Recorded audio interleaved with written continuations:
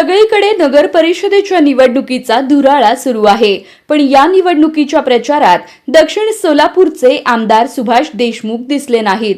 यावरून पत्रकारांनी देशमुख यांना प्रश्न विचारला। यावर देशमुख यांनी नेते मंडळी अलीकडे जास्त झाल्याचं सांगत उत्तर दिलं। तसंच मी अबोल नेता असल्याचं देखील देशमुख म्हणाले। बघा देशमुख यांचं उत्तर। रोज ठिकाणी भारतीय जनता पक्षाचे उमेदवार सर्वात जास्त आहेत।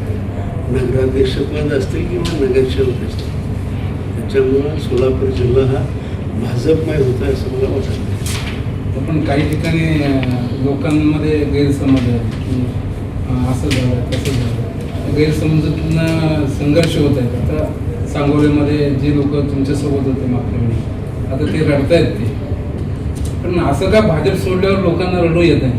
भाजपमध्ये असं वाटतं की थोडंसं घटनाक्रम घडत असतील एखाद्या वेळेस, पण असं काही नाही। सोडल्यावर राहिल्यावर सगळ्यात लोकशाही स्वातंत्र्य आहे, प्रत्येकाला कुठे जायचं यायचं बोलायचं बी स्वातंत्र्य आहे, तसं काय स्वातंत्र्य। पण सांगोल्यामध्ये शहाजी बापू म्हणजे बघा ते म्हटलं की राजकारणामध्ये प्रत्येकजण आपला पक्ष कसा सरस आहे हे सांगण्यासाठी थोडा बहुत एखाद्याच टिप्पणी किंचित होऊ शकते, अशा टाईपचे झालेलं आहे। पण मनामधून मात्र कुठल्याही गोष्टीचा मतभेद नाही।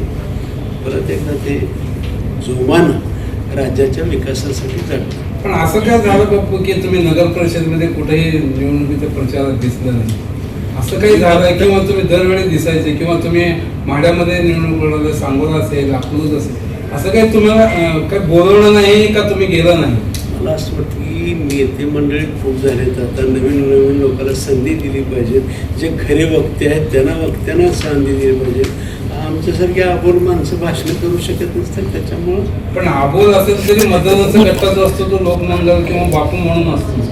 तिथं शरद पवारांच्या विरोध लढलेल्या माणसाला तुम्ही जर भाजपने जर साईड करत असेल तर तुम्ही कुठं बोलणं असं वाटत नाही साईड बीड असं तुम्ही उगत म्हणता, तुम्हाला वाटत नाही। तुम्ही कुठं प्रचारला गेलं ते नगरपालिकेत तुम्ही कुठंच दिसलं ना, काय किंवा बाजूला मोहळला दिसलं नाही। आमचे कार्यकर्ते जेवढे सक्षम केलेत आम्ही, अक्कलकोटला घराची गरज राहिली नाही। अक्कलकोटला ज्यांनी तुम्ही आमदार केलं, तुम्ही अक्कलकोटला तरी बोलवणं आलंय का तुम्हाला? बोलवायचा विषय कार्यकर्ते जेवढे सक्षम केलेत आता ना ते खंबीर आहेत ना।